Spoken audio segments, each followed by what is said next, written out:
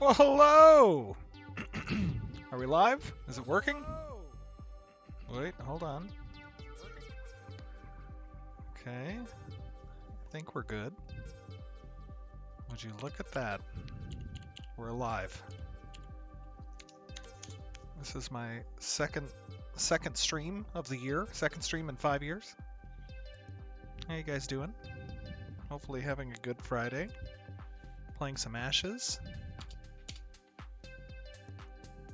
Just about to start looking around here, see what's going on. Good evening. Oh wait, let me see.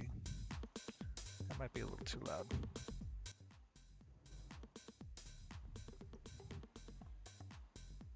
How's that? That music a little strange? Oh, we have a friend. Oh, they brought a bunch of friends.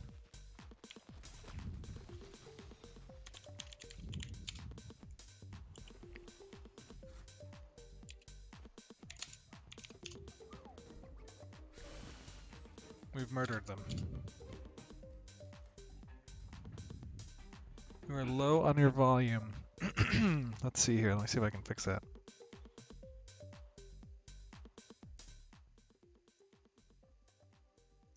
All right. How about now? Is that better? I am currently on, I believe I'm on Vira. I think I'm on Vira.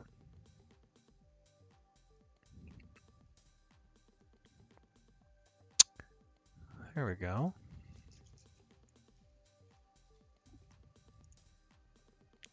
Got some mushrooms.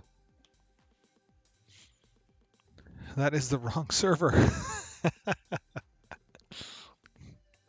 Is it?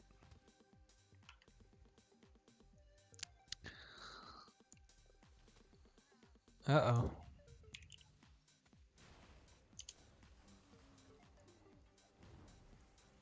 There we go. Back to life. Say hi to Carf. I haven't been to Carfin yet. Just been kind of checking out the checking out Vira for a little bit. There was some weird performance issues that was happening. Just want, let me see, give them some hats. That's basically pretty much all I do is just give people hats.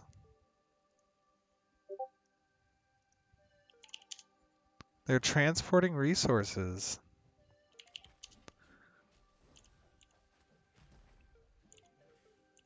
Let's go take a look around, see what's going on. Kieran mounts. Can we get a Kieran mount soon? You need it for your character completion. You know, we do have some Kieran mounts. Let me take a look here. Kieran 0 and a Kieran 1. Let's take a look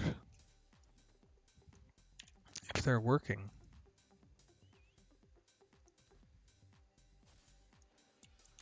Uh-oh.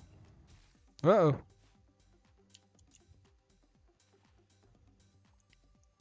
Okay, the Kiirans are working. We do have some of them.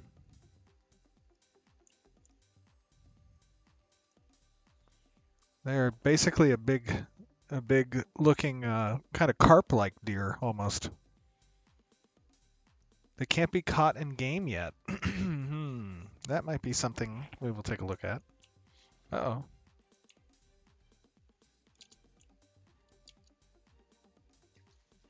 It's kind of a little too dark out, didn't it? Let's see if we can adjust that. A little bit better.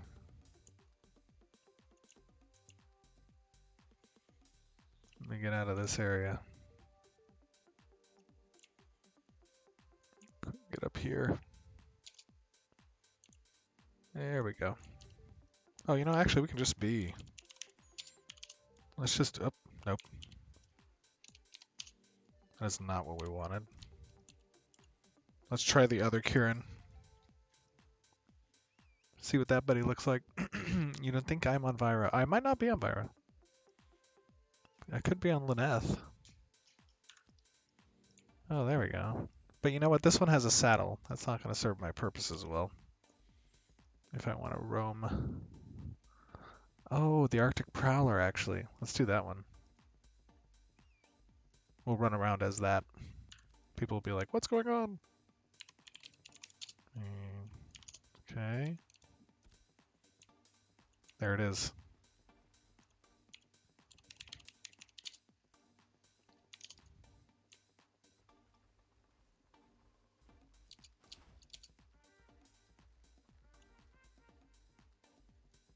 Look at this guy. See if we can move down here. Okay, we have a question from Diet O'Right. Stephen, we're being naughty in Carfin. That's not a question. Who's being naughty in Carfin? Darth Pinoy, which I can only assume is a Darth Vader version, but in the Philippines. Will there be an ability to transmog / wear cosmetics? There will be. We do have a transmog system that is planned. It's not in yet, of course, but we have plans around it, and our armor sets are crafted in such a way to facilitate that. Both from a dye perspective, as well as to swap individual pieces of mesh appearances with other mesh types. I think these people just wonder what is going on.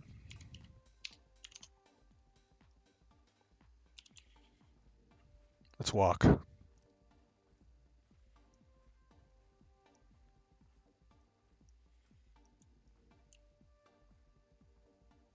They're probably thinking to themselves, what is going on?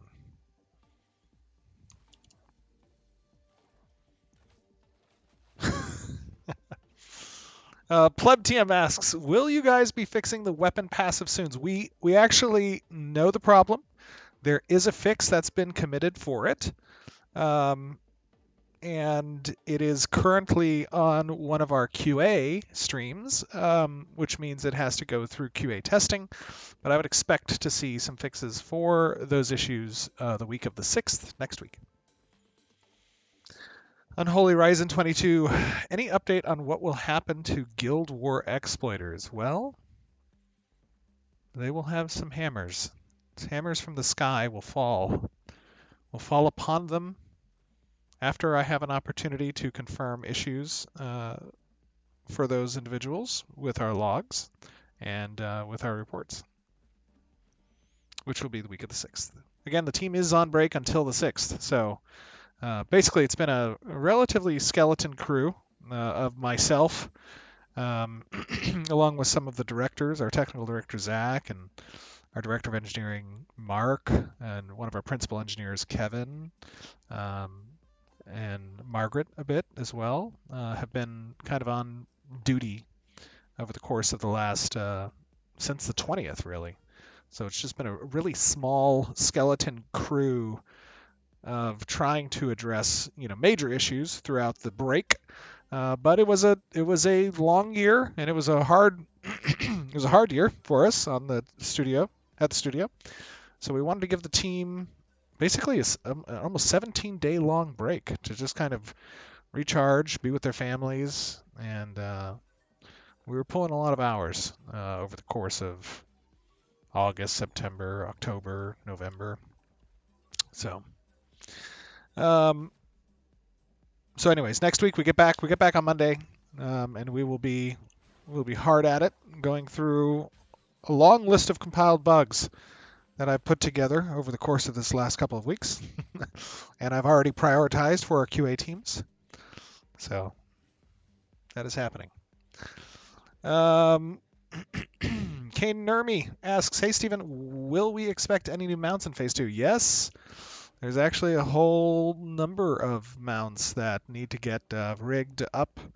There's some issues, I think, on the data side for the design, but we'll be implementing that throughout the course of Phase 2. And remember, Phase 2 does run up until May 1st, so we have a roadmap that we've released with the outstanding features and systems and content that we intend to implement throughout the next 4 months, and we're going to be sticking Pretty closely to that. I think people know what's up. I think they know who this is.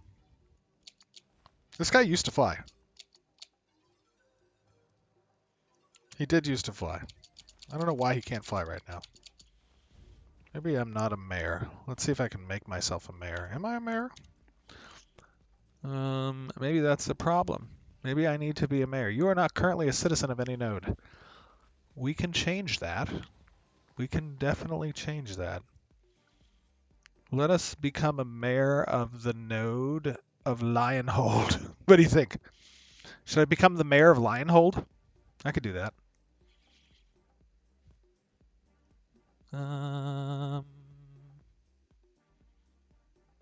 Let me first get off of the Prowler.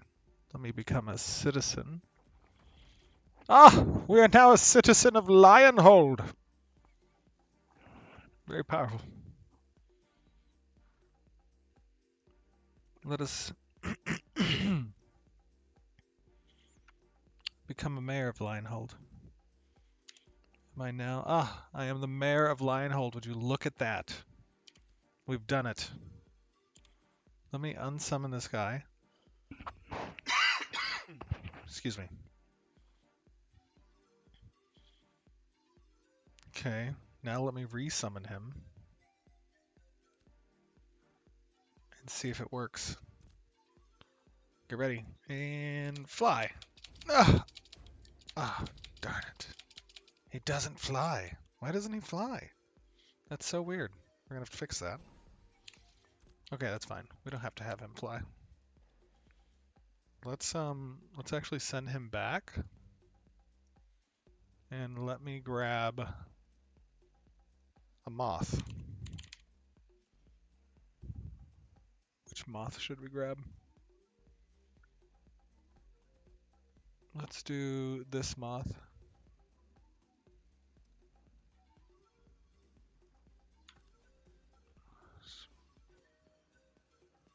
Okay. We'll do Dawnbreaker 2.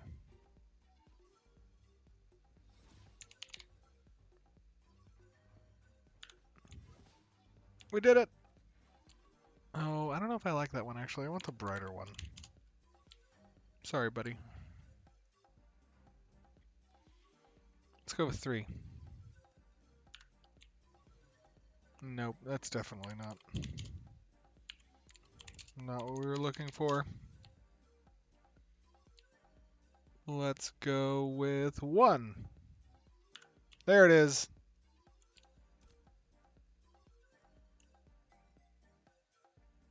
Done.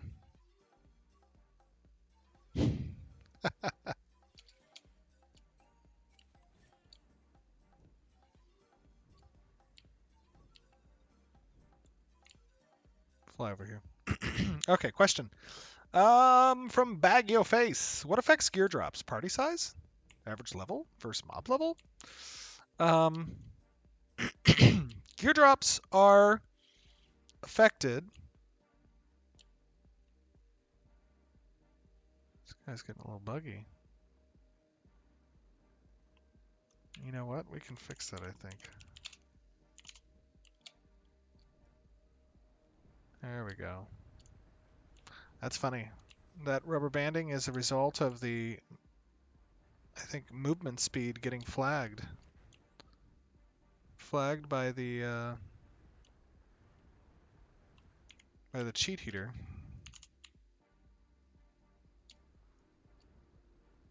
Okay. Yes, so a number of different things affected. It is affected by not party size, no. However, your party does have a cumulative luck score that can be affected by a number of different things. There is a luck stat, and that luck stat influences your drop potential and rates. And when you are in a party, we take the cumulative luck stat and we find the average, and then we apply that on the reward table. So level versus mob does affect the does affect the drop chance as well. There's another modifier for that. However, if you are most ideal if you're within, I believe, 5 levels of the monster that you're killing, party average. However, if anybody in your party is over 9 levels higher than the monster, then the drops in the experience do not occur.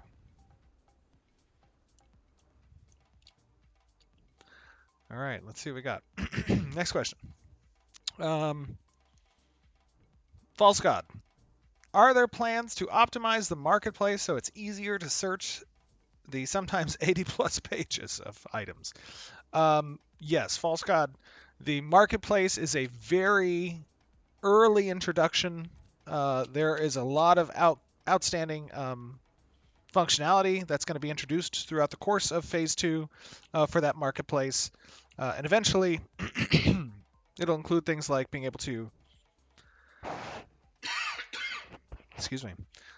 It will include things like being able to search by item type, not just within the advertising section, but also quantity, price, everything that you would expect to see out of a functioning interface there. It's just very bare bones at the moment, so stand by for that. Major Swift NZ, which I assume is New Zealand. How was your holiday, Stephen? Is that Major Swift? Is that Major Sick? No, it's not Major Sick. My holidays were good. Holidays are great. Spent Christmas in the cow country of the United States. And very peaceful, very relaxing. I hope your holiday and everybody's holiday was good. For New Year's, we played some trivia games with a few friends and made a fantastic dinner. Had prime rib with some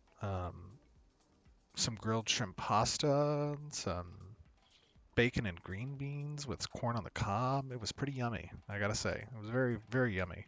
And then that prime rib lasted for like, I don't know, probably 2 days afterwards as like leftovers, which the best meat to have as leftovers is definitely prime rib in my opinion.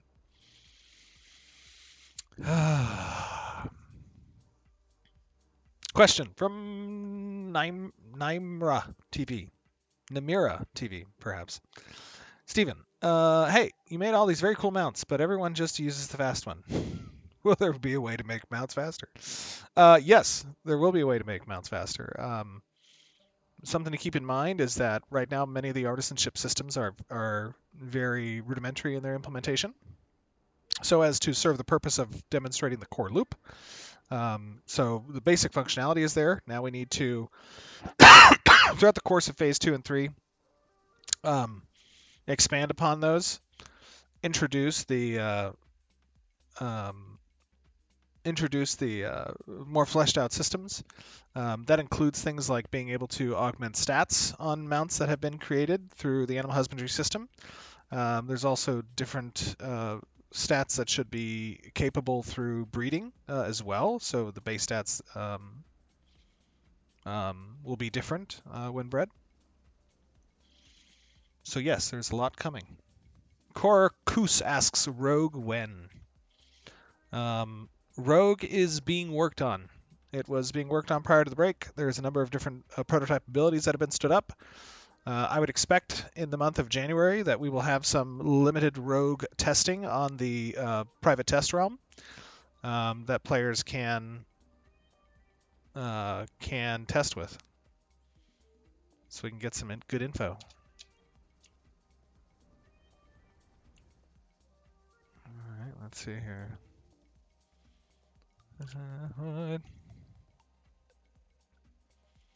Uh-oh. Let's see. Somebody is stuck on a mount. Should we help them? Let's take a look. Oops.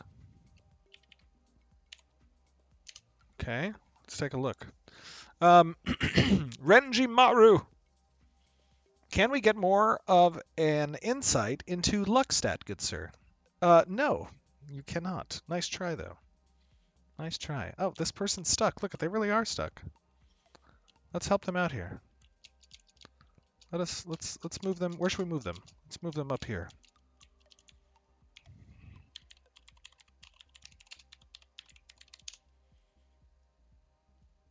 We've done it. It has happened.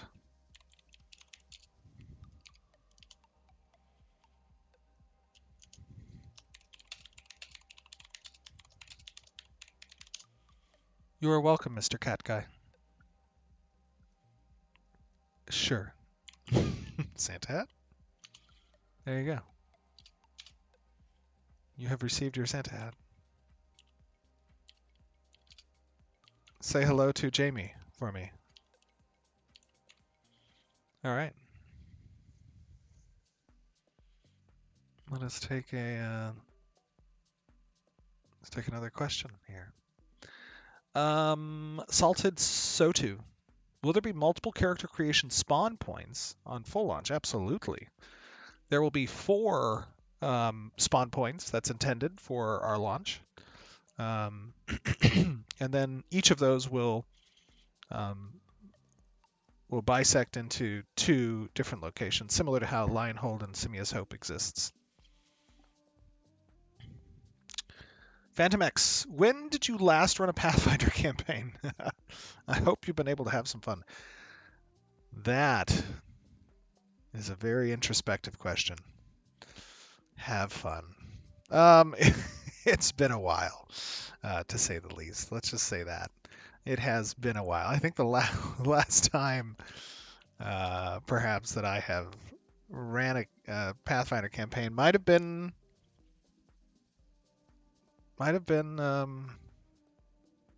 when we did our last Extra Life, I think. It's possible. Yeah, that's possible. Might have been the last Extra Life. Pretorius 2015. I apologize for the coughing, guys, by the way. I'll try to drink some water. Okay. Let's see. Oops, here we go.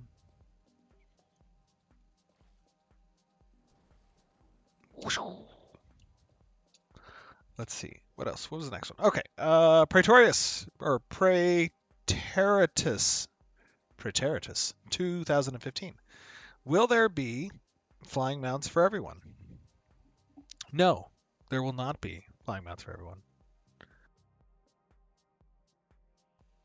However, everyone will be capable of getting a flying mount potentially through either the hard work of becoming a mayor or the hard work of capturing a castle if you're a guild leader, or through a drop chance by certain world bosses, or through successful economic endeavors by purchasing those said drops from the people who do achieve them. So there are multiple ways to earn the trophy, and the trophy is basically anything that is scarce. That's the whole goal. Create some interesting competition. Not so much a checkbox, right? That's I guess at the core of the philosophy. Wutaja, Stephen, regarding loot tables.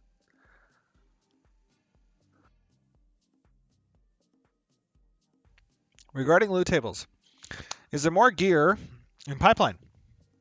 It seems that the same 3 sets of gear for every class at the moment. Wootage, there's not just more gear in the pipeline. There's more of pretty much everything in the pipeline because the pipeline is still functioning to deliver a game, and there's a lot that is outstanding to continue to be done.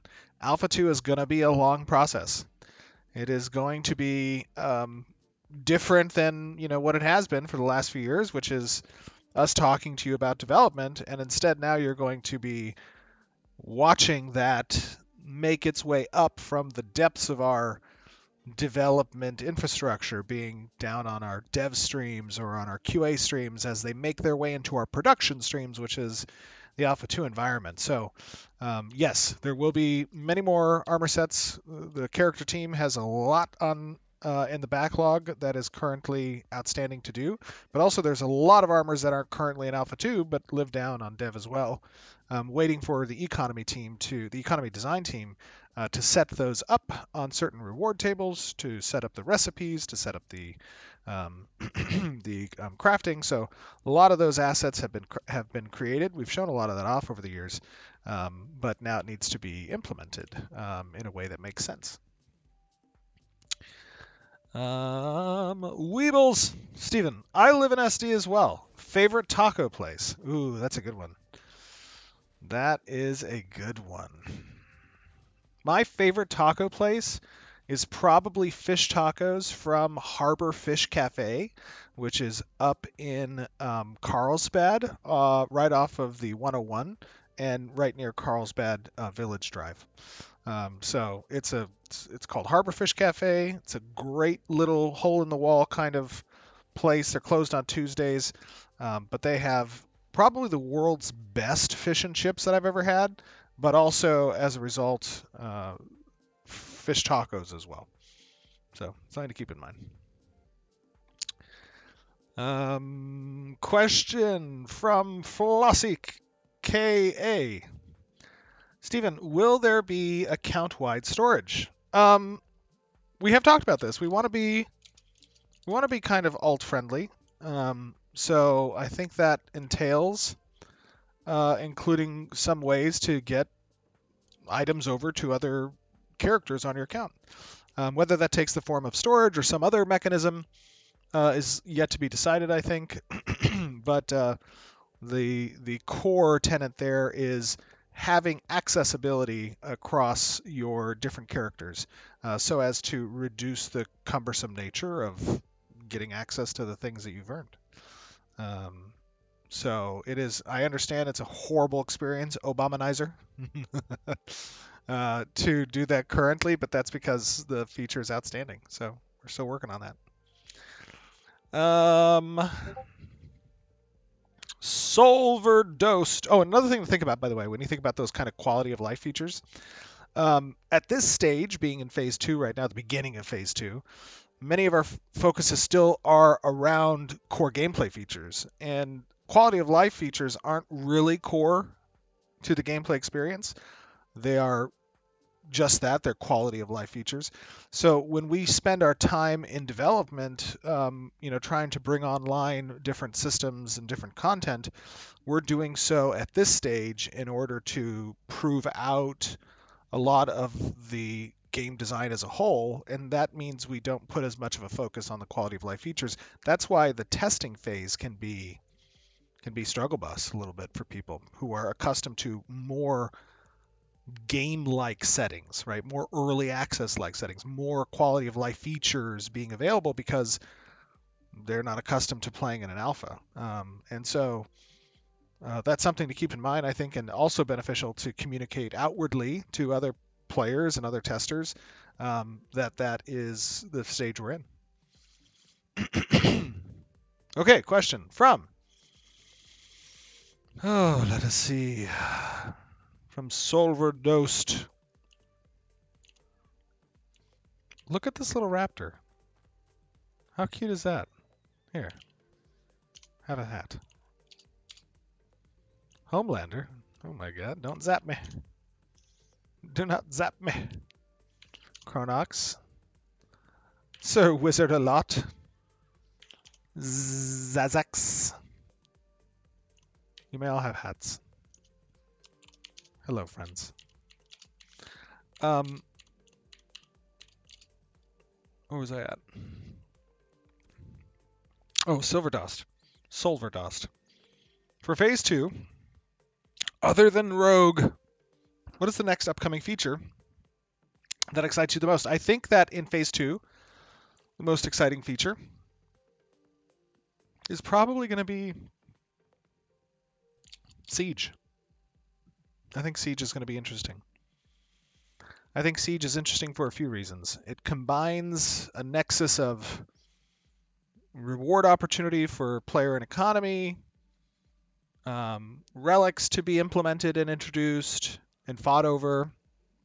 So there's scarcity there, competition and friction between different players, player groups. It's going to have us be focusing on optimizing our combat system for large player battles, as well as really testing the work we've done over the course of the last 2 months on server architecture and network performance. Those are the reasons why I think Siege is going to be really a system that weaves together all of these different points in the development.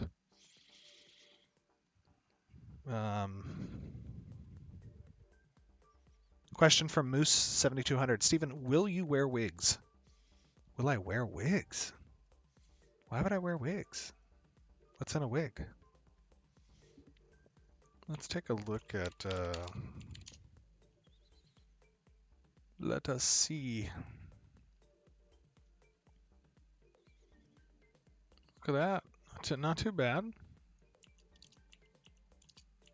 I bet you that volumetric cloud is going to go up if I move towards Steel Bloom. Let's see. You watch that volumetric cloud. It's at 1.5. Wait for it.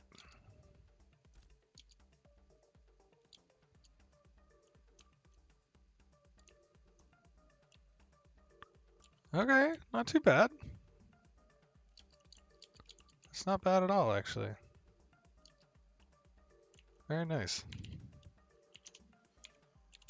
Let's take a look at one other thing.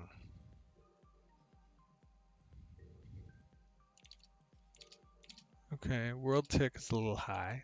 There's a lot in there, though. Oh, all right. Question. Motor Joe! What up, Motor Joe? Motor Joe was in one of the guilds that I was secretly in during Phase 1 called Twisted Nipple. Twisted Nipple. Sounds like a drink. A good drink. And unfortunately, my voice mod wasn't working, I think, one day. And I entered into Discord, and they were like, immediately were like, that sounds like Steven. So that was unfortunate. I got discovered. I was discovered. Motojo asks, let's see here. When will the oceans be open for all? Caravans use the oceans right now, but when will the red wall be gone? When the ocean content is ready to support gameplay. I would say late in Phase 3. That's my guess. Late in Phase 3.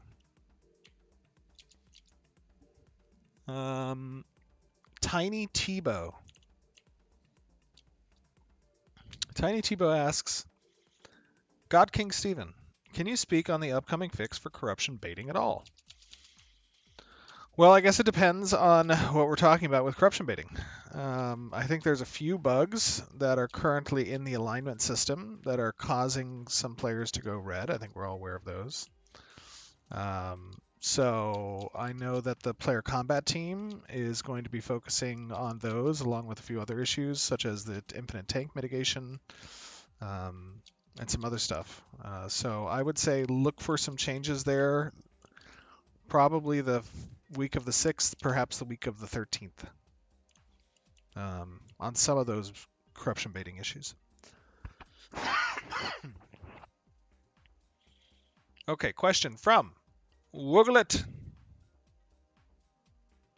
Wooglet asks, can you tell us anything coming to the desert in January? Can you tell us anything coming to the desert? There's going to be some new NPCs in January. There's going to be some additional fleshing out of the desert as well. Let me take a look here. Where am I? Let's go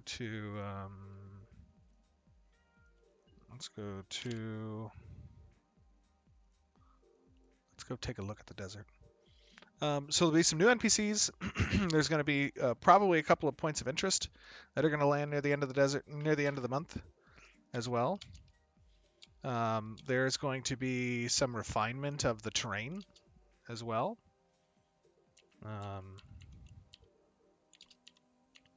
Right, you have this playable space that is relatively on par, I think, with where we want the desert to exist visually.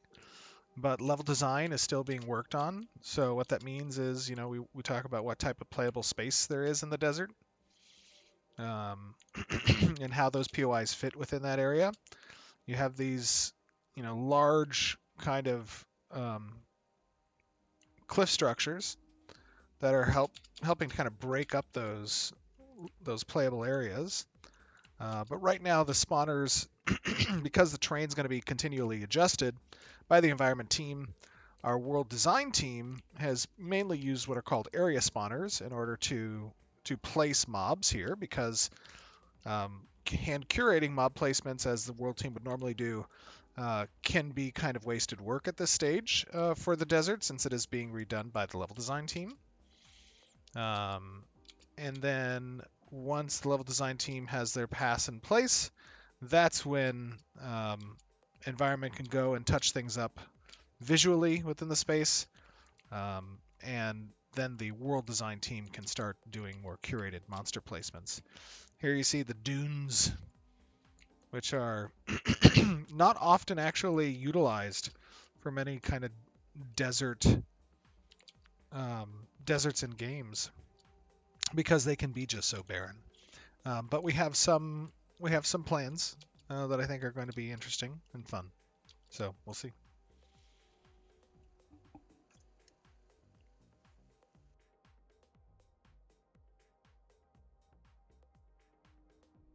Sorry about that. Okay. Next question.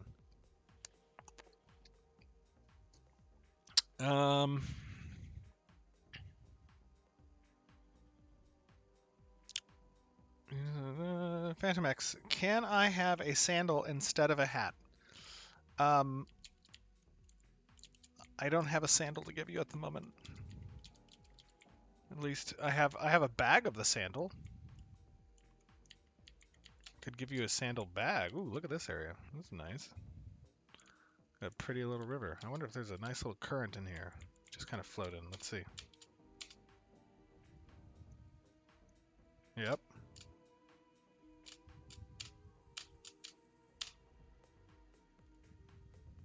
Let the waves wash over you.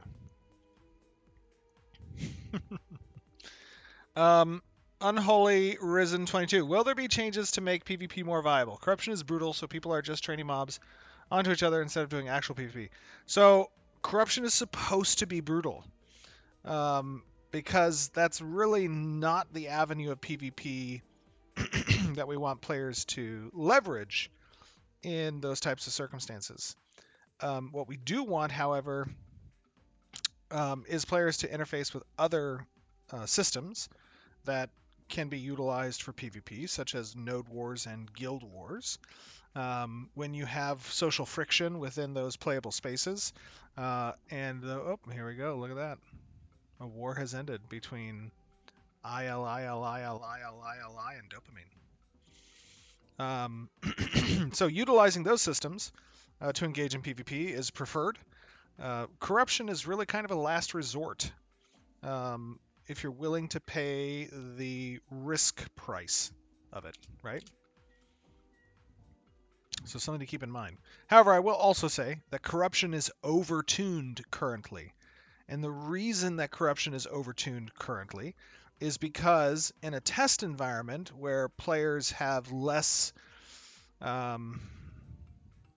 interest, less attachment, less concern for their character's persistence and achievements, because it is eventually going to be wiped, right? Then you have certain player behaviors that are not expected within the system. So as a result, we, for the purposes of Alpha, have chosen to overtune the corruption system so as to try and mitigate some of the issues. that can come around with non-consensual PvP, which is not the crux or focus of the game. It is available, it is possible, but it's not something that we want to be rampant. Um, so something to keep in mind. Am I still moving with this? No, maybe. Another thing that's important to think about is training. You mentioned training in your question. Right now, there's some outstanding feature work on the code side to implement for NPCs. That when monsters leave a certain radius distance from their original spawn location, that the hate they accrue can only be generated for the members of the party that drew initial aggro. This will be something that helps to mitigate training within hunting environments so as to make sure that player friction and conflict stay within the confines of the PvP systems and aren't necessarily being abused with the training system. So that's something to keep in mind. Okay, let's see, next question.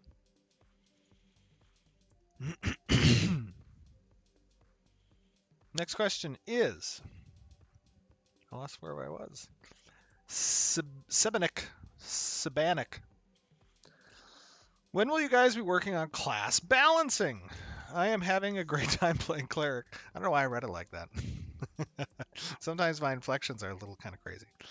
Sorry, when will you guys be working on class balancing? I am having a great time playing cleric, but I do think it's a little overpowered. You think? I think so too. When will we be working on class balancing? We are consistently working on class balancing. So the combat design team, each designer kind of has governance over a particular um, archetype, and they are constantly thinking of things that need to change. How's this music? This music might be a little too bouncy. Find a different one. What is a different one?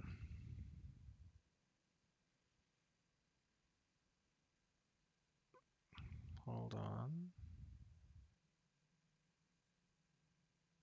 I will find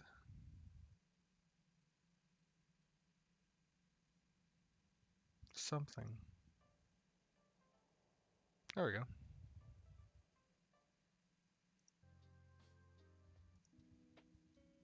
Perfect. Okay. So yes, balancing will be something that is consistently done throughout the course of the alpha and all phases. And of course, the things we balance are going to be predicated on priority of issues that we find with any particular need. Real, my name is Jeff. Stephen, can I have a hat? Real, my name is Jeff. I don't know who or where you are. If that's your name, maybe. We'll try it here.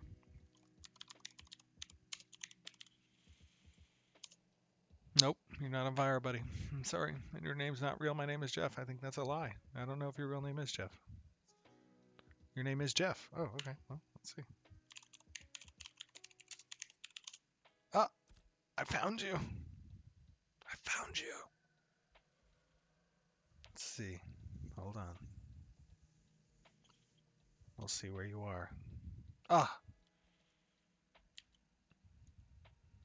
Hello, Jeff. How are you, Jeff? Please enjoy. A Santa hat. For you, my friend.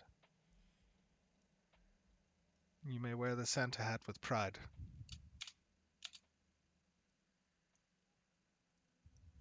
Did you get the Santa hat? I hope you got the Santa hat. Show off, I can't fly. You can't fly, but you have a Santa hat. So really, which is better? Come on now.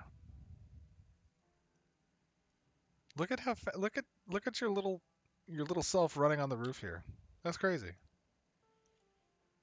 Did you get your Santa hat? I don't see it. Did you equip the Santa hat? I need to confirm that you have the Santa hat. Where's the? Give me the Santa hat. Pay this man his monies. Show me! If you do not show me the Santa hat, you'll be in trouble. Okay. You asked for it. You definitely got the Santa hat. There it is. There it is. Very nice. Good luck. Bon chance. Wrong Jeff. Is that a different Jeff? Is that a different? Is that the wrong Jeff? Oh no, it's a fake Jeff. Oh no, where's the other Jeff? Real. My name is Jeff. Where are you? What server are you on?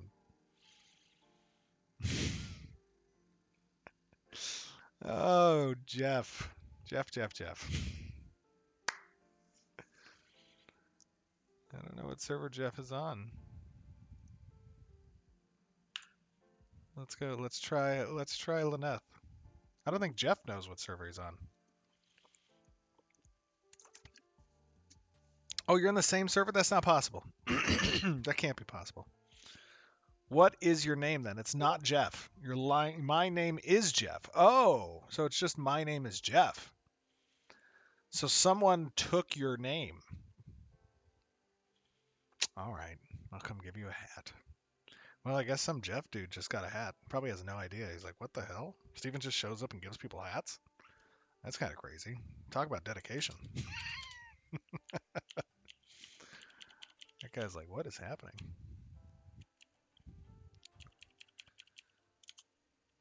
Am I on Lyneth? Or did I? Oh, okay, let me see here. My name is Jeff. Okay. I did almost kill that innocent man. I almost murdered that guy. That guy almost died. There we go. My name is Jeff. There you go, Jeff. There's your hat. Let's see it. Let's see that. There it is. We did it, boys. It happened. Oh, okay. We got some more hats. And there you go. You can have some hats too. I'm the real Jeff, if anybody asks. You almost got a man killed.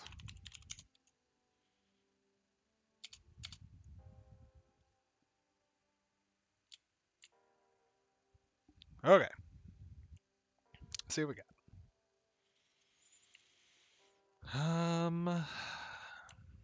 Next question. Holy Empress Zero. Stephen, will any actions be taken against those who have gotten freeholds by abusing exploits? And is there going to be an increase to the number of freeholds? There will likely be an increase to the number of freeholds. It's also possible that when the additional functionality for freeholds gets implemented over the course of perhaps the next month or so, that we might even reset freeholds because we might have to. So that is a potential, as we all know, within the alpha. So be aware of that. As for exploiters, yes. My intent is to action against exploiters that can be confirmed through logs and reporting. Once we have the opportunity to inspect said logs and reports at the start of next week. Question from Yalaus75. Hey, Stephen. Do you guys have any plans to add public transportation to the game, such as airships in Arcade? We have a couple of plans around transportation. One is through node-to-node transport, which can be done through the stables, I believe, through upgrades that we're intending to implement. Uh-oh. This is a lot of moon rays. And then the other is we do have a plan for think it's scientific nodes to have. Is it scientific nodes? I think it might be scientific nodes that has large ships as well. So yes, there are some plans for that. I really like them. I remember when I played Lineage 2 for the first time back when I was like 17 years old, and I was a human playing on Talking Island, which was this like starter area for humans. And in order to get to the main continent, I had to take a ship across the sea. Uh, and I was just like, oh my God, this is so cool. And there was a bunch of people on that ship too. They were like, we're going with you. We're going to a new world. That was a cool experience. And you did it. You had to buy a ticket. That's right, One Dude Live. You had to buy a ticket. You had to get a ticket for the ship. Question from Wootage. Stephen, can we somehow check how many total hours we have played in Ashes? It's for bragging rights and very important. Unfortunately, you cannot. We can see that, but that has not been exposed through any UI for players. Oh my God! Look at this little box. Look at this little box. What is this box doing here?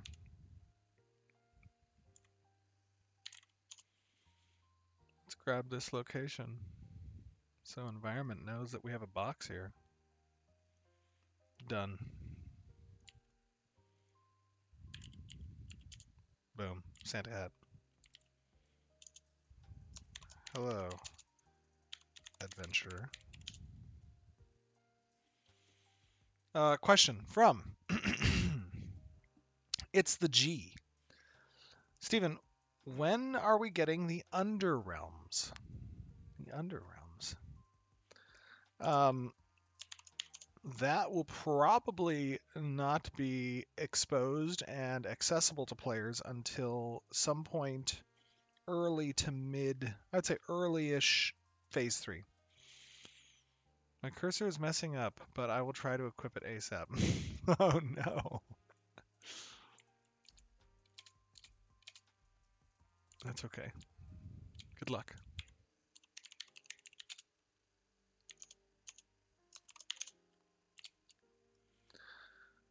Let's see where we're going now. All right. Next question. Layla Shtara. Stephen, can you pay my 134 taxes, please? I can't. I could, but I can't. But I could, but I won't. You have to earn those taxes. There's only a few things in life that are certain. Taxes are one of them. There are other things as well, however. All right. A question from Madogi. Why, when I join a node at level 11, are my taxes 112 taxes? That's a good question. The tax system, like many other systems, will undergo balancing. I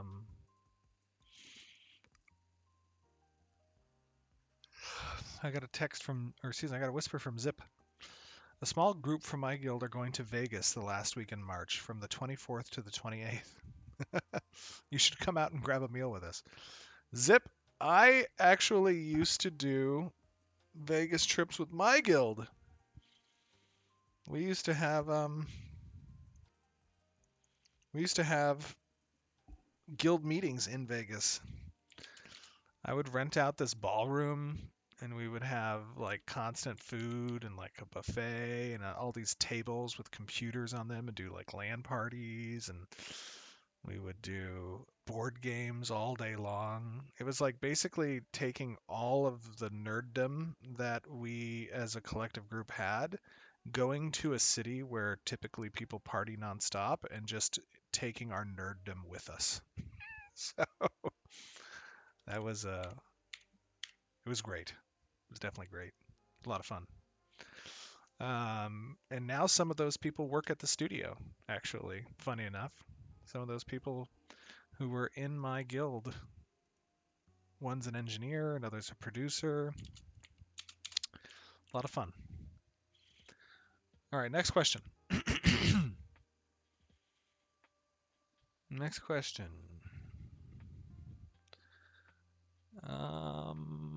Another Jeff wants a hat? All right, maybe.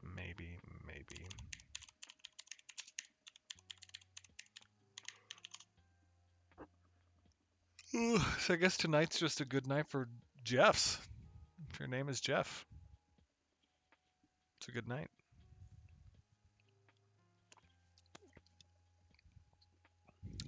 There it is. The Midnight Society. Hello, Jeff. Enjoy your hat. Oh, I love that. I like your runic steed, brother. Very cool. Great job there. The Midnight Society. I also like the guild name. It's a good guild name. Very cool.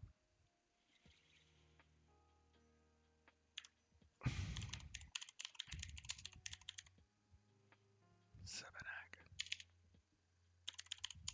All right, Sebenak. We'll get you one too. Some more questions. What other questions do we have here?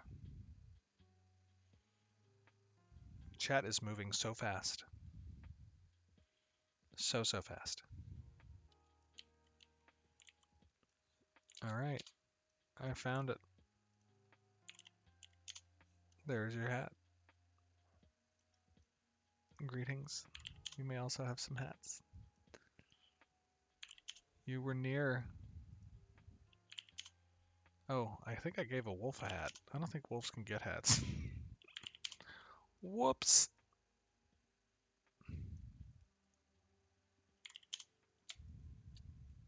There we go. All right, question from Salted Sotu. Is every zone going to have all the materials? Or will gathering materials be exclusive and more common in certain areas? Every zone will not have all the materials. That is a very key feature of the economic systems in Ashes, is that resources respect locales, and that is in part why our harvestable system is so complex, because each of these harvestable resource nodes that you see are part of a broader ecosystem of artisanship nodes that populate based off of tier of resources and type of resource. And they have specific locales in which those resources get spawned, and that's influenced by the harvest rate in those locales as well, which is basically our land management score. So if resources get harvested too early in their life cycle, that can have a more profound effect on the land management system.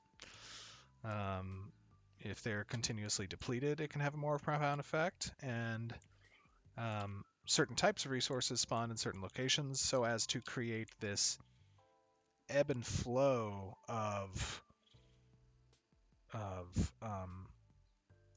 supply and demand that then puts the agency on players to move those resources through systems like the caravan system and merchant trade ships, and there then becomes a new opportunity for player friction as well, as those resources can be very lucrative. Right now, you're seeing a lot of the caravan system be utilized for commodities because the system is not fully implemented, of course, yet. But eventually, the need for moving resources from zone to zone and from locale to locale is going to be more prevalent as more nodes get stood up that require heavier resources in order to actually complete certain building types that offer new craftable workstations. So those types of things are eventually what the system's going to entail. All right, next question from King Manny TV. Steven, hotkeys. I understand that loot rolling is already in, but could we have the hotkeys for selections need, greed, and pass? That's a great question. It's a great question. We should. We should do that. I don't think that's on our radar right now, but I could take a note, and that's a relatively easy thing to think about here. Let me grab this.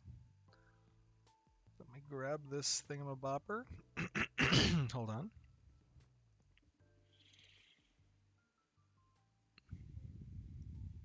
Put a little check mark next to your idea.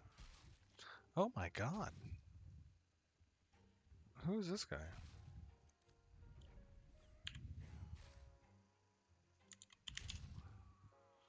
You attack your creator? Okay. Tayloon asks, Steven, Stufferton's when? And can we have a stuffed toy dragon mount as well?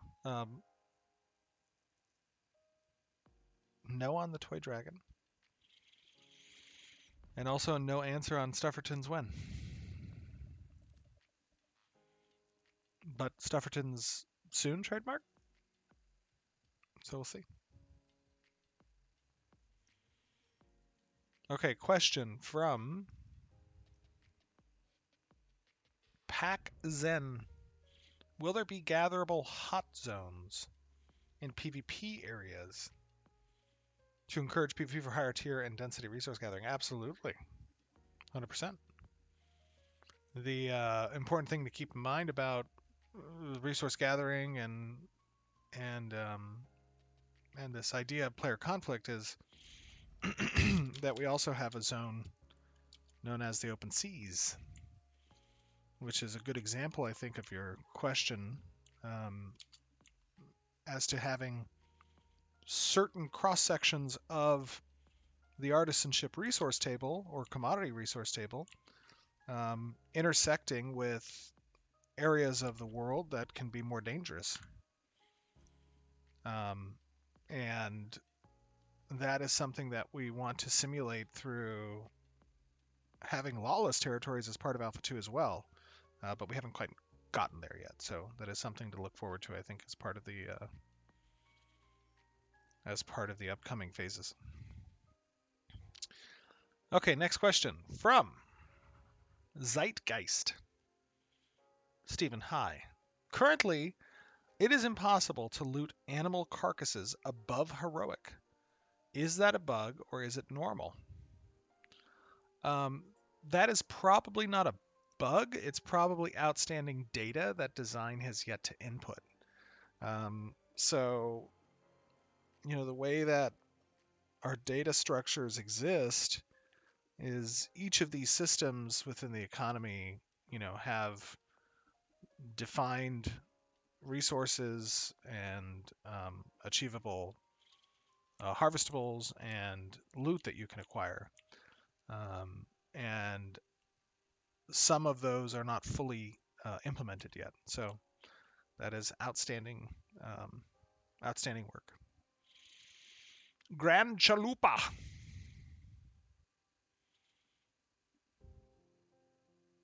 asked a question. Stephen, can we have a capybara mount, please? Yeah, that'd be cool. I like that too. Can we? Yes. Will we? That is the question. Maybe. Maybe we will. Who knows? Who knows? You know what I want to do? I want to run around as that fox again. Let's do it.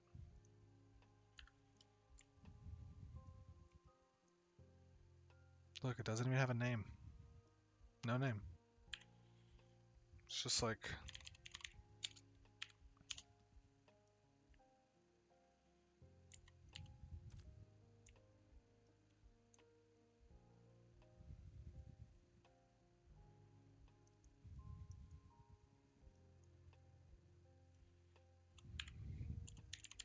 see who we find.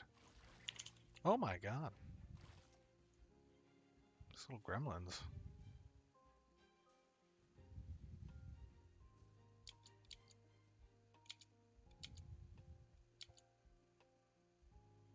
Wait for it.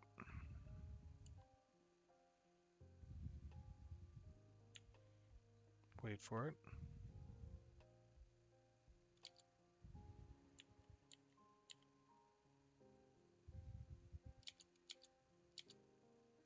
We did it. Okay, shh, shh, shh.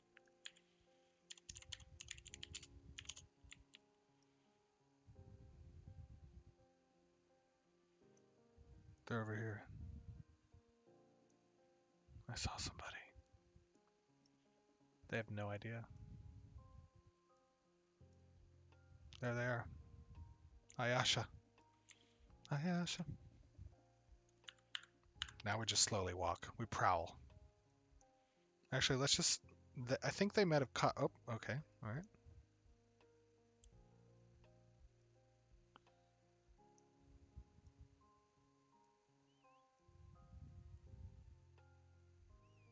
What do you think they're thinking? Think this person knows? Oh my god! They have a shoal. They do know. They do know. How do you know? Shh. Don't tell anybody. Okay. Here we go. Questions. Next question. Therius asks, Stephen, do you know when the family system comes implemented? Probably not until mid to late phase 3, I would say. The family system is really another kind of quality of life feature. I wouldn't say it's a core system per se. I'd say it's a nice way to govern permissions, access, group storage, stuff like that. It's going to have some, I think, good features, but it's not something that's high on our bar to implement just yet. So I would say at some point, kind of later in phase 3, something to keep in mind. Question from Solvran. Stephen Tolnar, when?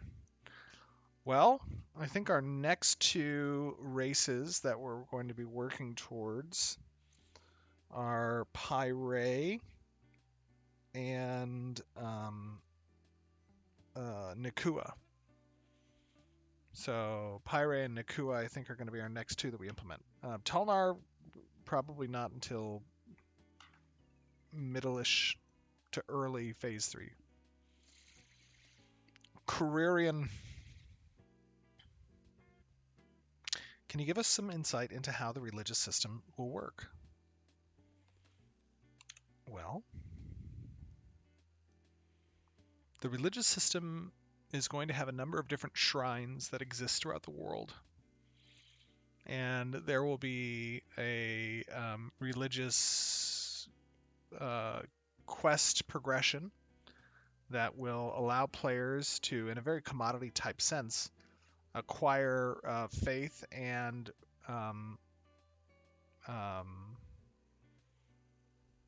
tribute to establish shrines into temples within certain nodes throughout the world.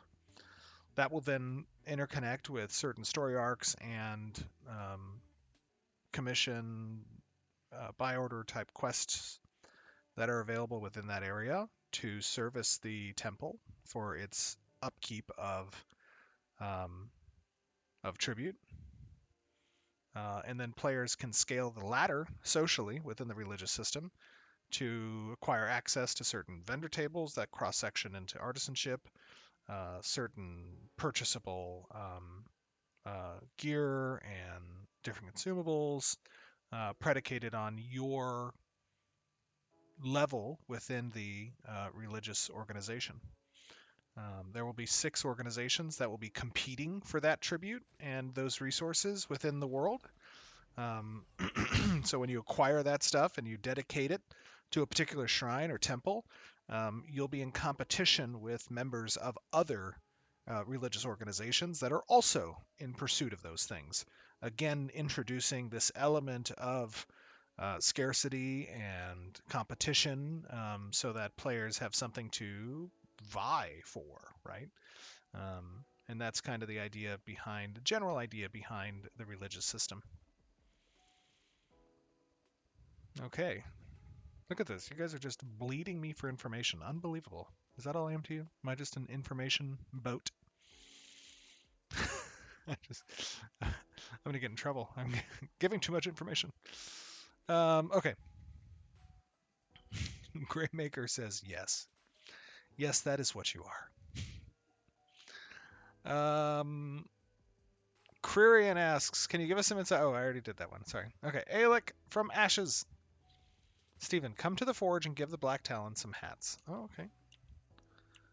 I was just walking down the street here a little bit. I got some friends.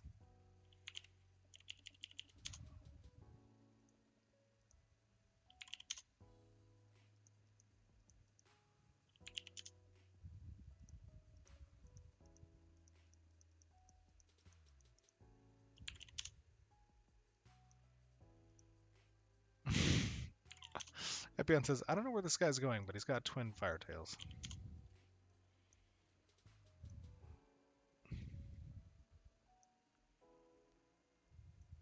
All right. Question ravages all. Are there going to be more freeholds in Phase 2 on Laneth? I believe they are all sold. Yes, ravages. There will be additional freeholds. The initial implementation of the freeholds was kind of a sparse placement of it.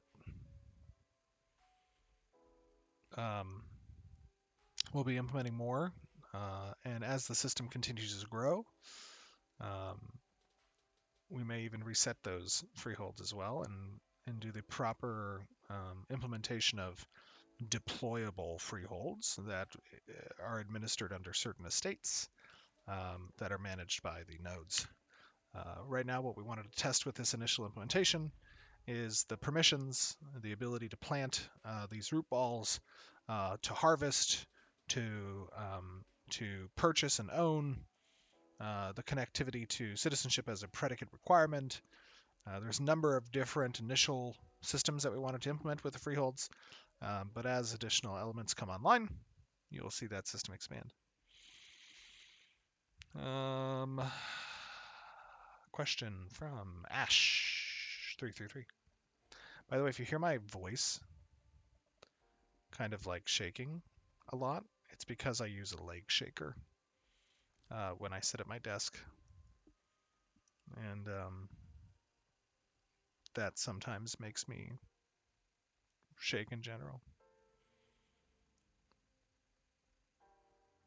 Okay, question from Ash333. Hi, Stephen. I love the game. Can I pretty please have a Santa hat? Melody Ash in Laneth.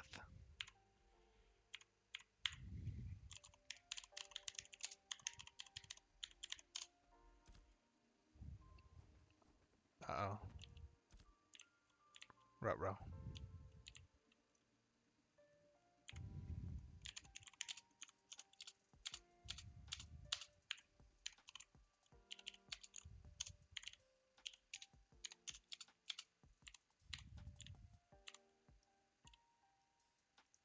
Hello, Melody Ash.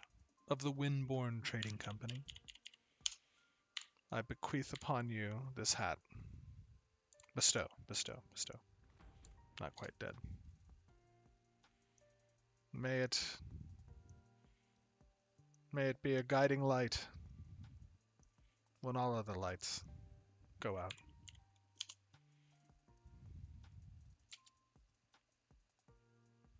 Farewell. Okay. Next question. Zepgup. When will the mail system be ready? I need to mail some stuff to alts. Right now, the mail system is utilized primarily for system requirements. We'll probably be opening it up to player interaction at some point early in Phase 3, maybe late in Phase 2, probably early in Phase 3. Whether or not you'll be able to use it to mail things to alts, that's a different story. Oh my gosh. All right, next question.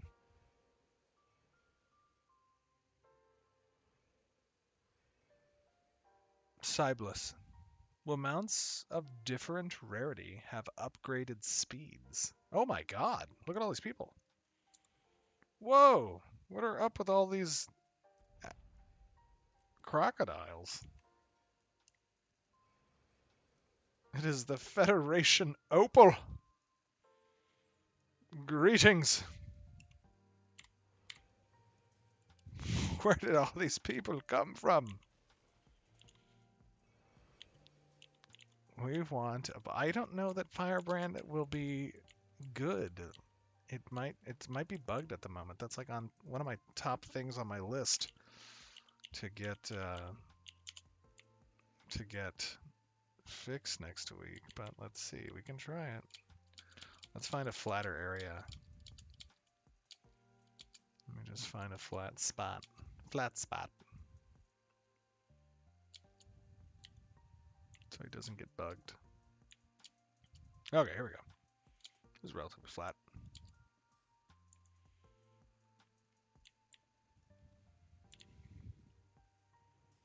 We shall attempt it. Let us test if Firebrand is working.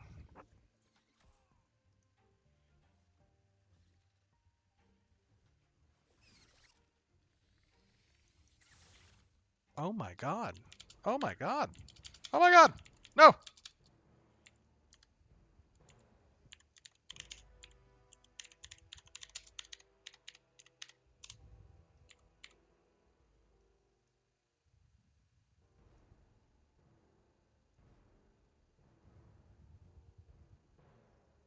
Where is it? Oh my god.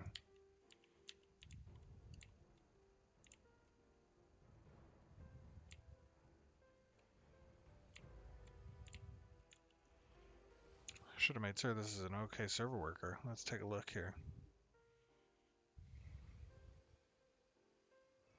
Okay. See, he disappeared. Why is he disappearing?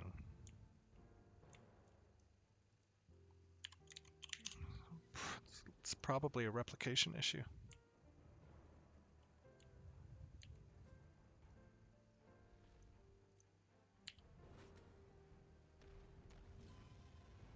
Ruh-roh.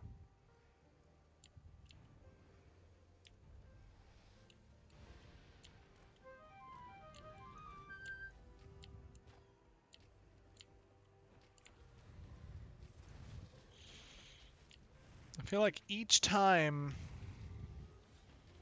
it activates a specific, oh god, a specific behavior in the state tree, it stops replicating. Maybe. Okay, maybe not. Let's take a look.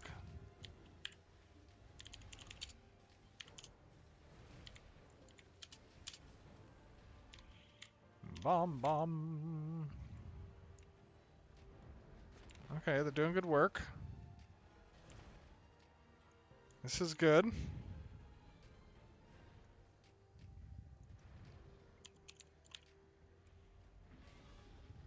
You know what we should do? Oh, hold on. There we go. Let's do it. Let's do it.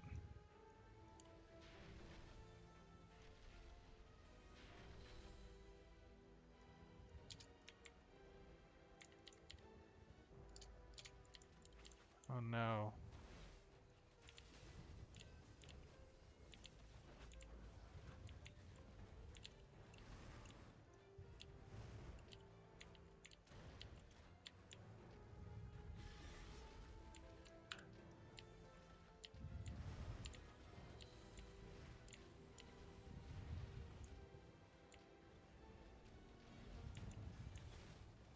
Put in some flame minions.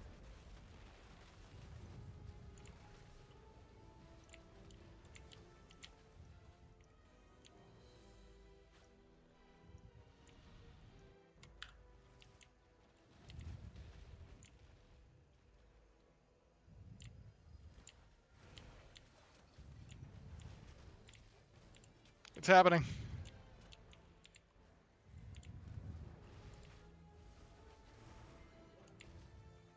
Okay, look at this guy. He's doing some work. This tank.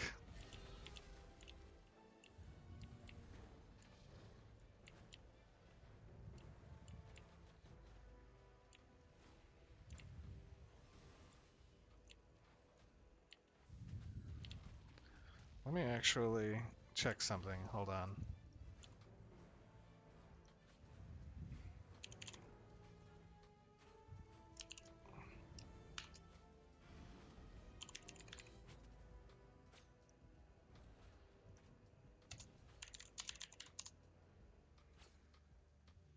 Okay, hold on.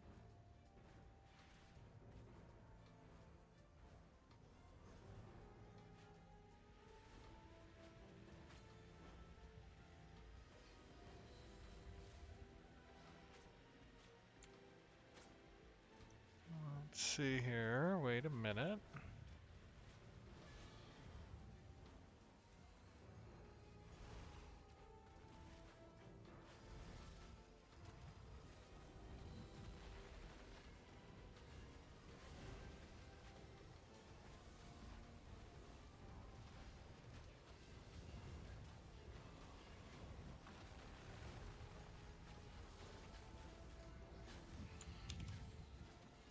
Let's see how the movement performance is going here with this guy. No, look at this. It's totally net relevancy replication. Let me take a look. Debug this.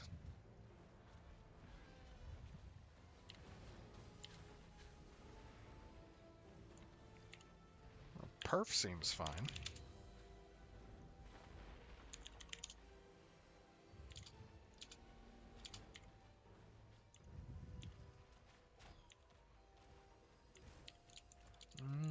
World tick times through the roof.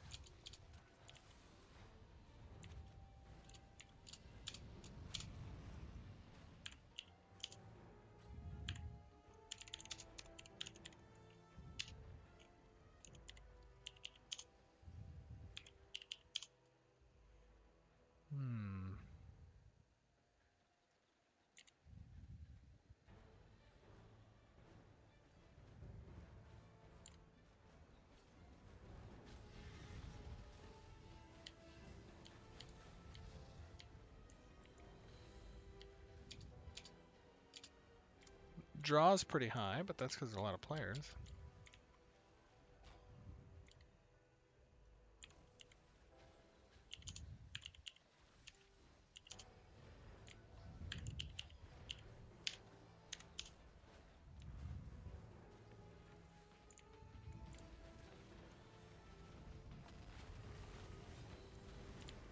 Sorry guys, give me 1 second.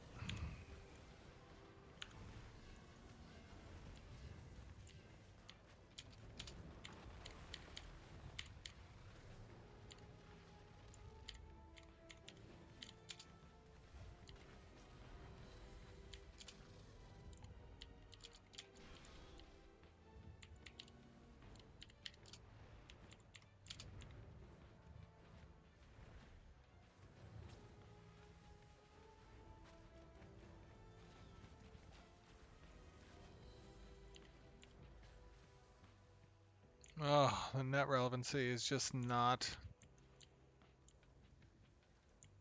replicating down for this boss. He should be at like 150 meter net relevancy distance, but I think it's succumbing unfortunately to the to whatever we're doing on the network side that is bringing in that draw distance or that the call distance.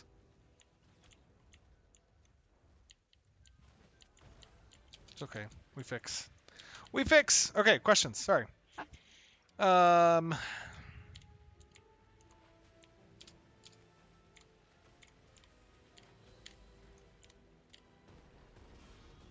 Next question. Let me go back. Where was I?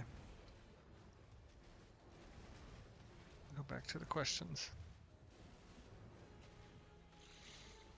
All right. Question from Mad Doggy. Will clerics get a movement ability like the majority of other classes? Clerics do have a movement ability. I believe it's Wings of Salvation. You have to move to a target, though.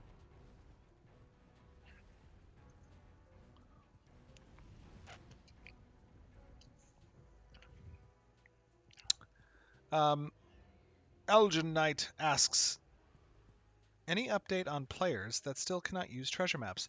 Elgin, we tried to fix for that. We tried to fix for that today, and unfortunately, it did not fix the issue. However, I am very confident that we will get the treasure map situation fixed within the next week. So, one of our principal engineers, Kevin, attempted to fix it. However, he was not the original author of the treasure maps. And unfortunately did not work out this morning. But we will debug it, and we will get it fixed. I know those treasure maps are fun. I enjoy them. Are treasure maps giving too much loot? Will they be nerfed from spec? To be determined. We shall see. That is the whole purpose of testing. We will see how much on our data collection side the treasure maps are generating within the economy, both of resources and or anything else, and we'll weigh that value against other faucets within the economy. Next question. Merkwater asks, are alts supposed to get a vote for cities? Oops. I lost him again. There he is. Or why? Let's see. Hold on 1 second. VC.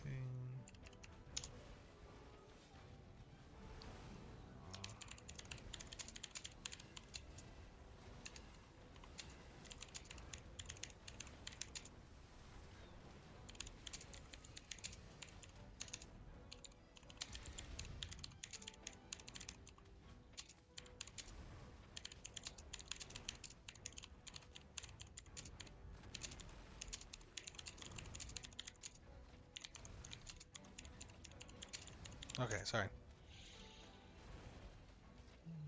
Let me check. Okay, so sorry. Are they supposed to? Are all supposed to get votes for cities? No, I don't believe so.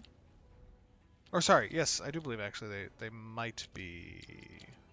I can't remember. That's a good question. Is it that it's limited per account citizenship? No, I think that you can still have citizenship on alts. So yes, alts are intended to be able to participate in elections. It's housing that's limited per account. Okay, question from Trips36. Hi, Steven. When will you fix the zombie negative healing bug? Did you ever watch the movie Star Trek Generations? It was a great movie. There was an episode, or excuse me, there was a series called The Next Generation. And in Star Trek Generations, they have this opening scene, basically where Captain Kirk and Scotty and I think Bones maybe, or Chekhov, I don't remember who. They board the Enterprise B, which is like this new ship at a space dock. And the captain of the ship, they're sent on this rescue mission within the solar system, but they weren't intending to do that because they were just doing a test flight, right? But there was this distress call, and they left space dock without a tractor beam and without a torpedo, without a complement of torpedoes, and without pretty much a lot of different systems were not available, not aligned yet because it was supposed to be a test. And they were every time they would ask the captain, "Do you have something?" He would say, "That gets installed on Tuesday." Well, generally the team is on break right now, so they'll be back on Monday, which is the 6th, and that's when we'll be addressing a lot of these issues. So for the zombie negative healing bug, that's not going to get fixed until next week. I'm sorry, it reminded me of that situation. I'm sorry. Shinji's says in all caps, "Will stat potions be nerfed? At the moment, too broken. As powerful as a weapon." They become mandatory in Rune PvP for anybody with them on cooldown. As all things balance oriented, will stat potions be nerfed? They will be balanced, and they will be balanced taking into account both player feedback as well as data that we collect throughout the phases. So something to keep in mind. Look at all these dead bodies. Did they manage to actually kill the dragon, or did it fly off somewhere? Oh, okay, we found it.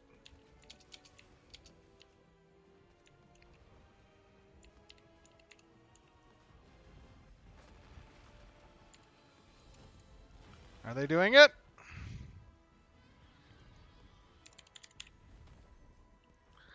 They did it. Now let's give them a little surprise.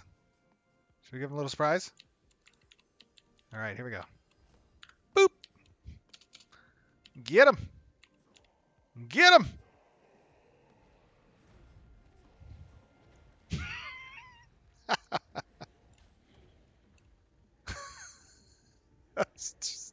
That's too good. These were followers of Firebrand. Firebrand's servants, the giants. Tiny to Firebrand, but large to humans and other divine races.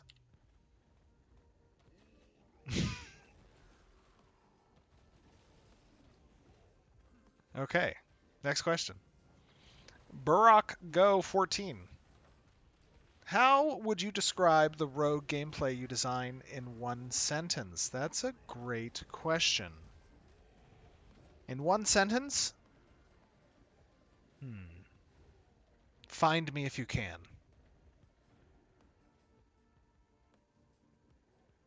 Yeah, that's a good sentence. Find me if you can.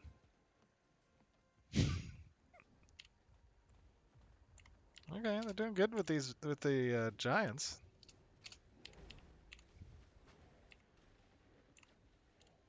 Oh, poor Casey K.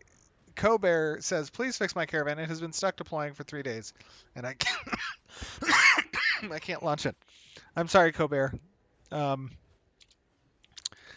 that'll be installed next week. We'll get that fixed next week. There are definitely some caravan bugs for sure.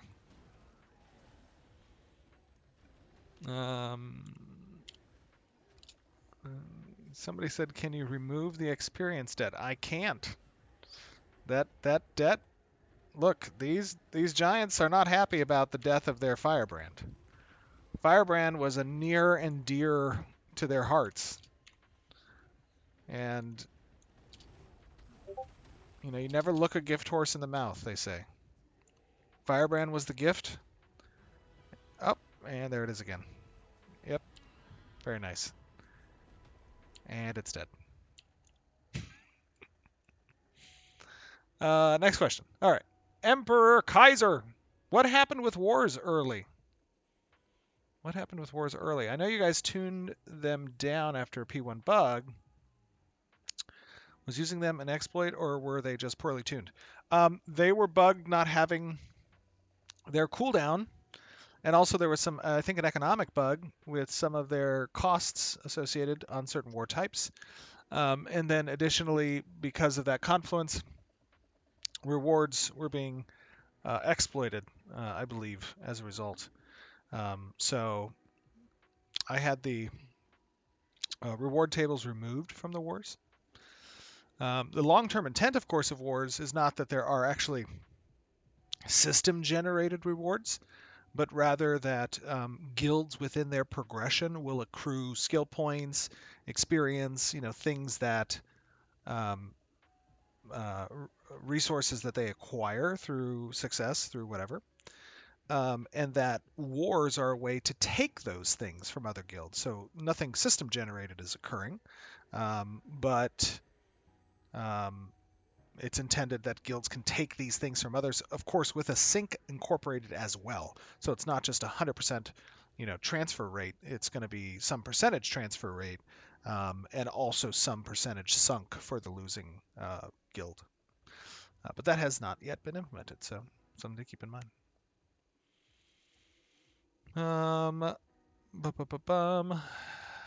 Next question.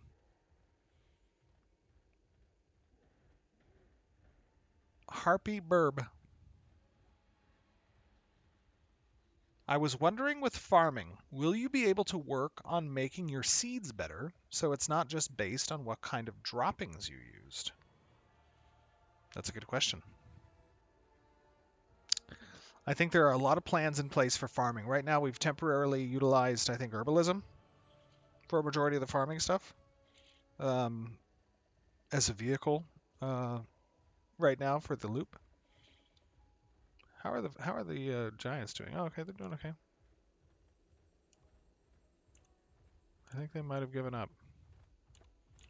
Shall we send the Giants back from whence they came? Let us do that. Good night. You have served your purpose.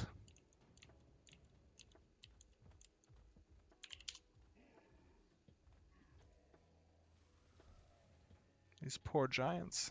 That's so sad. Next question. From Tayloon. Steven, are the Discord pings on your end? I keep hearing Discord pings and I can't tell from where. That might be possible. I think I set up OBS to just take my desktop audio capture. That's entirely possible. I get just a lot. A lot. I think I have like 17 or 18,000 missed DMs. Some significant portion of DMs I missed. Whoops.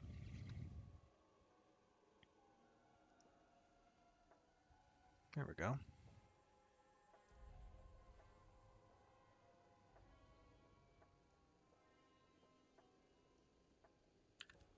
Let us go over to our friends on the EU side. It's probably like 6 or 7 in the morning there.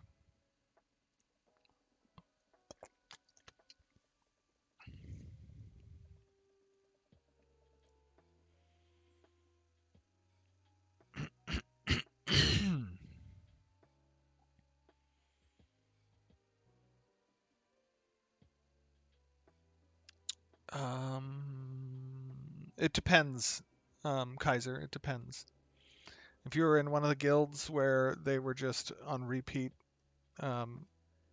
war decking nonstop for the rewards, then that would have been exploitative. Oh no.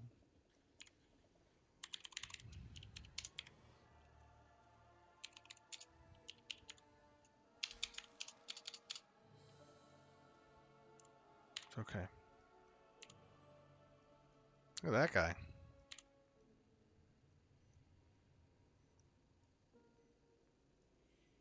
Good morning. Aw, look at that. Good morning. Good morning, my EU friends.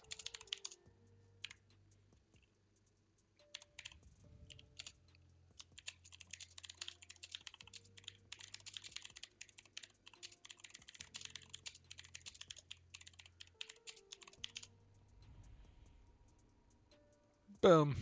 We did it.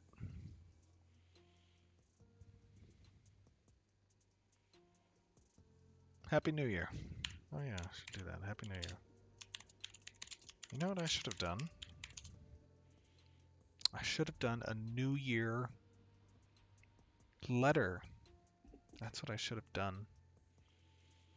There's just too many things. Too many things. Okay. Question. Zeitgeist. Do you know why crocs are the fastest mounts on Earth? Even though they are water mounts. Is it a bug? Yes, it is a bug. It is a bug. It is a bad data layer that will be fixed very soon. Very soon. So enjoy the fast crocs.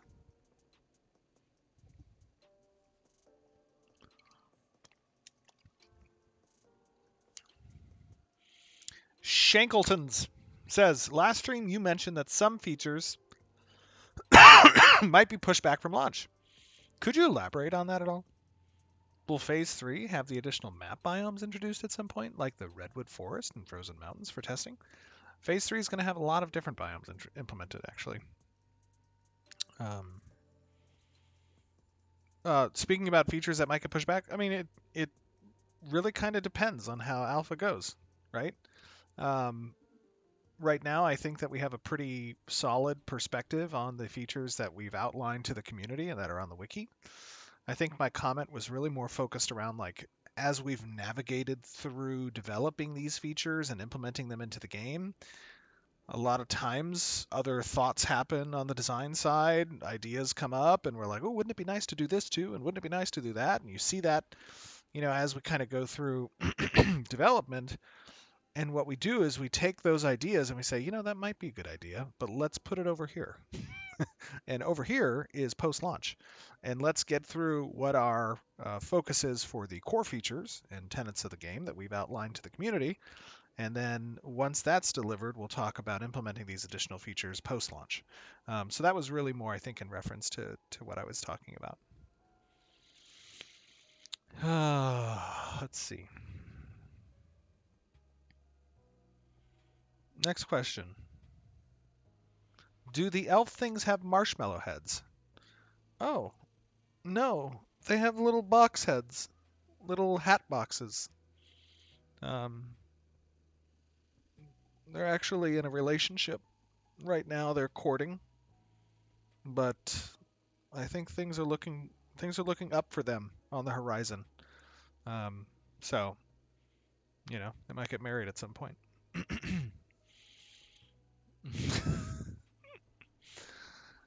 All right. Let me take a look here. We have been streaming now for nearly 2 hours. Would you look at that? I think I'll take probably a few more questions, and then I have some other work that I'll probably get to before the night is over.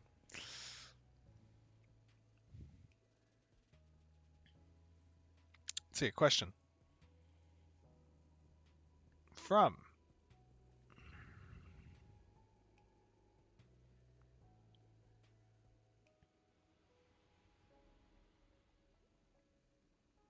let's see here. Everything is just moving so fast.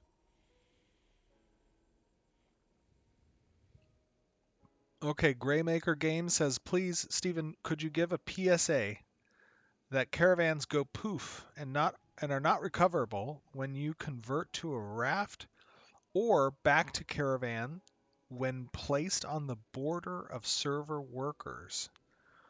That is entirely possibly true. So let it be known. Avoid that at this time. LT Biscuit says, are you having a good day, mate? Thanks for testing opportunity. Having fun. Cheers, ears. Mate, I am having a great day. It is Friday here in the States. Soon to be a fun weekend before the team gets back in studio. Ran some errands today.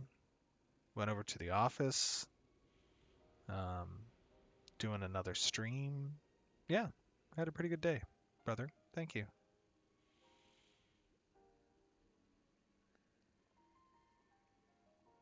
Let's see here. Next question. Come to the Forge entrance for a hat giveaway. Is that on this server? Is that on Lotharia? If it's on Lotharia, just tell me who I'm porting to.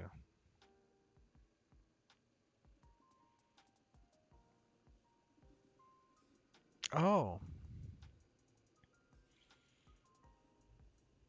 So those two are called these guys over here are the Betty and Mary Mark box. Very interesting.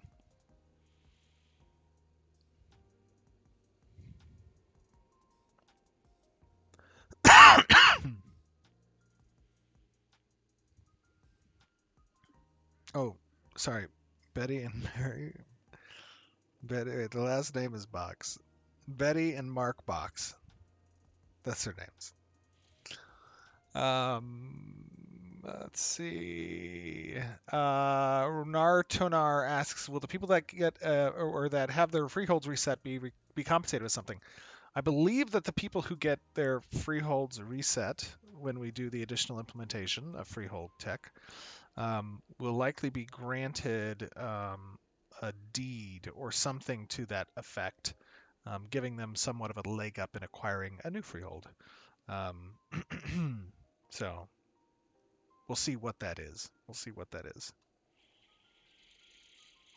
Coffee and Milk says progress on dynamic server gridding. That's going to land at some point in phase 2. We have 4 more months. Excuse me. 4 more months of phase 2. Progress is being made. So it will land at some point in phase 2. Burak Go says, Stephen, what is the most unexpected and surprising takeaway in Alpha-2 so far for Intrepid? I think in phase 1, it was very surprising the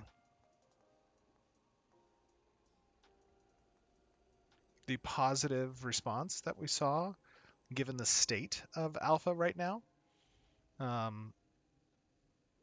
I think that it has been surprising the retention that we've seen of testers as well. From October 25th until November 8th, I think we had like a 91, 92% retention amongst users that logged in. From November 8th until December 20th, I think we had like upper 80 percentile. I think it was like 85, 86%. And so far over the course of these last 2 weeks, we've seen about an 80% retention for testers, which in the realm of testing, that's pretty strong. Which means that the core loops, the core mechanics, the core environment, the things that are the bones of the game, I think are holding up pretty well. There is obviously a tremendous amount of work that's ahead of us, both from not just optimization, stability that's still outstanding, but also features and content that we're going to be implementing. And I think, going into alpha, we had a very clear understanding that for most gamers, this type of experience is not one that either they care to be involved with, or they are receptive to seeing, and that's understood and okay. I don't think that this process really is intended for the majority of gamers. I think that what we're doing is something that is unique and is intended for a much smaller audience of people who are okay with the level of testing investment and slower pace of kind of delayed gratification to witness the game be born.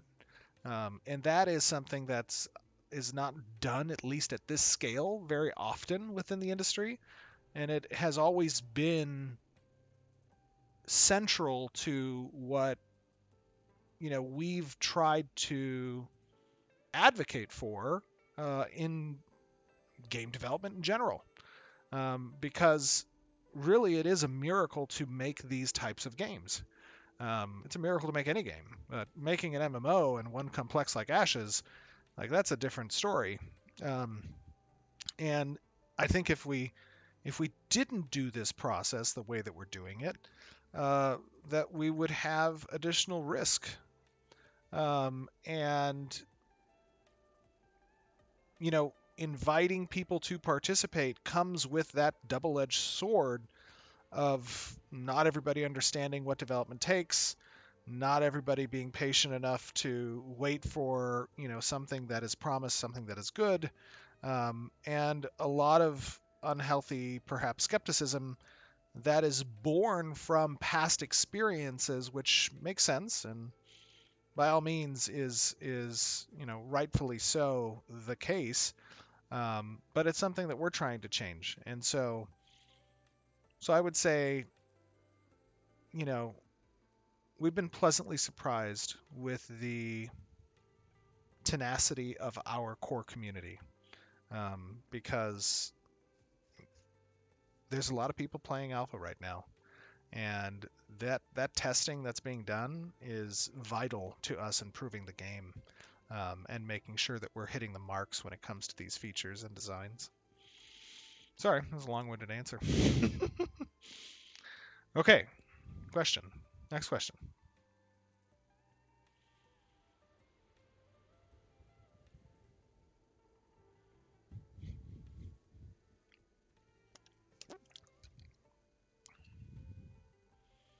Polly lost gear.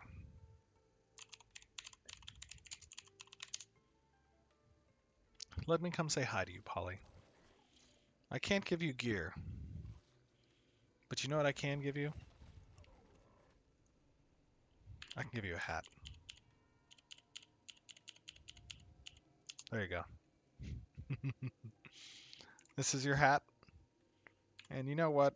Just because I like the hat you already have on, I'll also give you a little bump. Boom! There you go, Polly. Don't let it be said that a good deed goes unpunished. Bonne chance. Au revoir. Shoshana.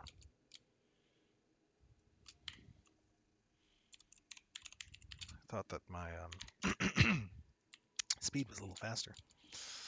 Okay. Mes amis de Lotharia. Où est tous les personnes?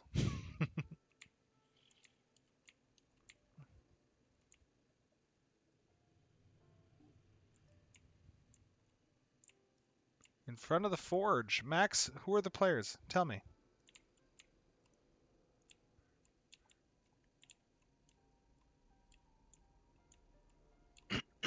Corbanic asks, what days do we plan to have servers closed? Probably Monday and Tuesday. Probably Monday and Tuesday. You know, Mondays aren't scary enough, so we're going to make them extra scary um, by pulling the servers down on Monday and Tuesday. And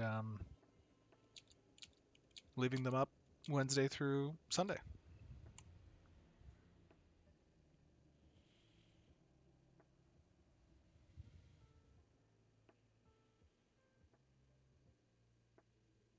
My French, I don't know if my French is that nice. Um, uh, it's kind of scary. We also are from Belgium. Oh.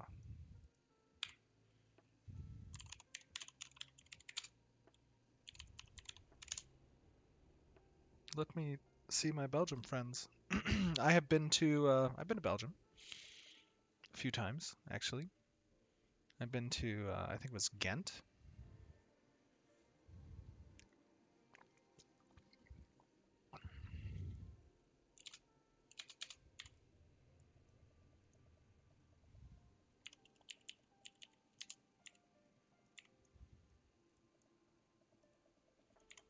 Greetings.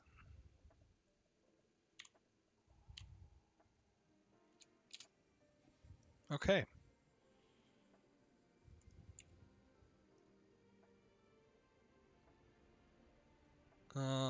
Question. Last question. Let's do one more question before we sign off for the night.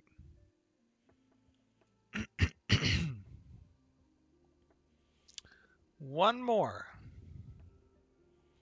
Oh, I got a message from GM John that says it's time to cook some portillos. I don't think we didn't have lunch, and we haven't had dinner yet. So Portillo's is a Chicago style um, restaurant that has these great Italian beef sandwiches, and you can order them, and then you can cook them, and they're just really really good. Um, oh yeah, absolutely. Those hot and sweet peppers, extra. Oh my gosh, I like dunk my Portillo's roast beef sandwich just into the juice completely. It's like completely wet. That's so good. I'm sorry. Um, when are we getting Portillo's in game? Okay. Last question here. Yes, they do have a Portillo's in Irvine. You're absolutely right. It's so good. Irvine has a Portillo's. Whenever we go to Vegas, we make sure to stop there and get our Italian roast beef sandwiches. I know. I'm sorry. I didn't mean to make people hungry. Oh, hold on. We have a lot of hat people here.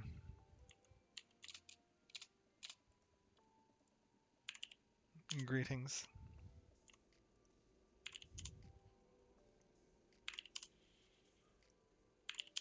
Here we go.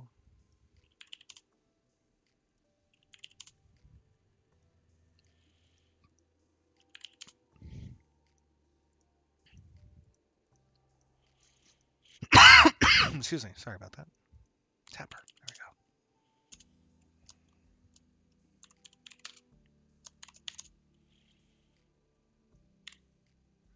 go. All right. Last question. Here we go. Find a good one. Here we go. Let me get a good one. Oh.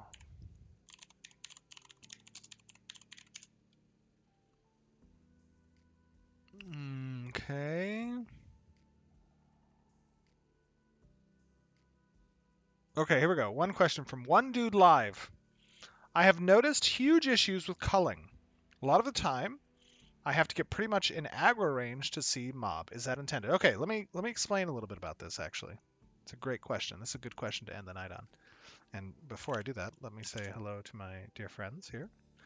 Then the Knights of Valhalla, the follower of Mithras, and the Eternal Vanguard.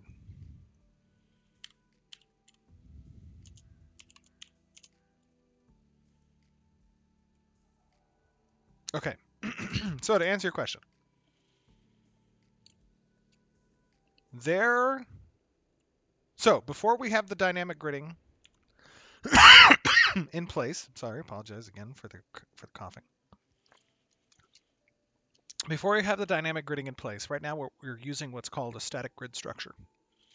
And that static grid structure is essentially how we define boundaries throughout the world where certain server workers exist. Now, of course, when the dynamic gridding comes online, that static grid structure will be less relevant because although we'll have that static grid structure, as player populations increase within certain areas and the server FPS diminishes as a result of that, additional server workers will be added into the grid, and we will bifurcate some of those server workers and scale kind of down the authority um, of a space. At this moment in time, because we can't do that quite yet, what we're doing instead is we have a certain level of contingency performance adjustments, basically, that happen as a server goes higher in load and has more players on it, and the frame rate of the server starts to drop a bit. We try to alleviate the processing requirements of that particular server right now by reducing the net relevancy distance so that replication between players within that server worker is not as intensive. In the most performance state for the server worker, that's if the server worker's frame rate, let's say, falls beneath 10 or 12 FPS, at that point we really start to get aggressive. And we bring that cull distance down to somewhere around 60 to 40 meters ish. And that's why you're saying sometimes you can't see the monster. Well, that's because the monster is not actually replicating to you if it's outside of that culling distance. And the reason for that is because, of course, we want to try to introduce this contingency on the server performance side so that we get some frames back and the general interactions between players and monsters in combat and trade and all the other things that happen as being processed on that server worker can continue to do so in a way that's somewhat performant. So that's the situation right now. When we have the dynamic gridding passing QA and ready to implement on the development production servers, then instead of having to be that aggressive for these static servers, instead we'll be throwing in additional workers in and reducing the governance, the radius, the authority size of the existing workers instead to help alleviate some of the some of the performance issues. So there you go. There's the answer to your question. Well, I enjoyed my second stream of the new year. I hope you guys did as well. We were streaming now tonight for 2 hours and 10 minutes. We've done, I think we did it. We had a little fun time. I'm sorry that I cough. I'm sorry that sometimes when I speak, you know, stuff happens. But I had fun. I enjoyed it. Good information, good questions, great audience, awesome testers. Thank you guys for joining me. I hope that you guys enjoyed it. And I look forward to doing this, continuing to do this a little bit more often. Big shout out to GM John, who actually was grabbing your questions from chat and feeding them to me as well. So thank you, GM John. Big hearts in chat. And we're going to go make some Portillos, have dinner, and perhaps watch a Next Generation, a Star Trek episode, now that we were talking about it. All right, guys. I enjoyed it. Thank you. I'll see you guys next time. Have an awesome night. Happy New Year's.